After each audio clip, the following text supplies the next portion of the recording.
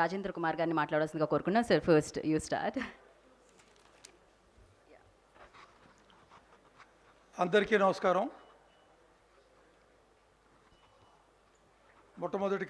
మొట్టమొదటిసారిగా మేడం భువనేశ్వరి గారికి ఈ యొక్క ప్రెస్ కాన్ఫరెన్స్కి విచ్చేసిన మీడియా పర్సన్స్ అందరికీ మరియు ఇవాళటి ప్రోగ్రాంకి కార్యక్రమానికి ముఖ్య అతిథిగా విచ్చేసిన తమన్ గారికి స్వాగతం, సుస్వాగతం.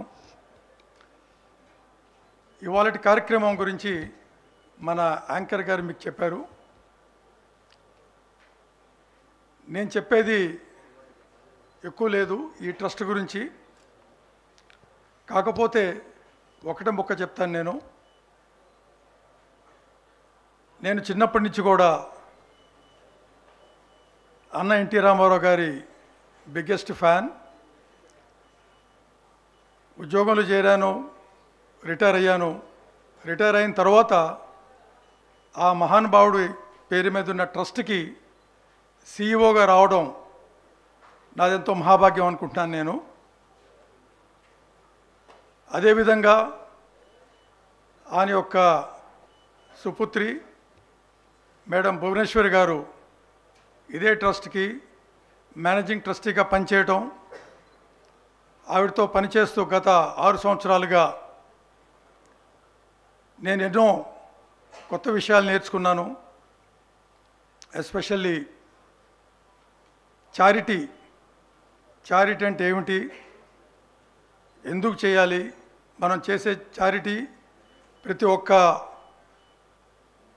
నయా పైసా ఇచ్చే దాతలు దాన్ని సరిగ్గా సద్వినియోగం చేసుకోవటం, అది చివరి వరకు వెళ్తుందా లేదా అనేది రెగ్యులర్గా చూడటం, మానిటర్ చేయటం అనేది నేను నేర్చుకున్న విషయం. ఇక్కడ మేడం ఎప్పుడు కూడా మానవతా దృక్పథంతో ఎన్టీఆర్ గారి ఆశయాలు ఏవైతే ఉన్నాయో, సమాజమే దేవాలయం, ప్రజలే దేవుళ్ళు అనే యొక్క దాన్ని ముందు మనసులో పెట్టుకొని ఎప్పుడు కూడా టు ద లాస్ట్ మ్యాన్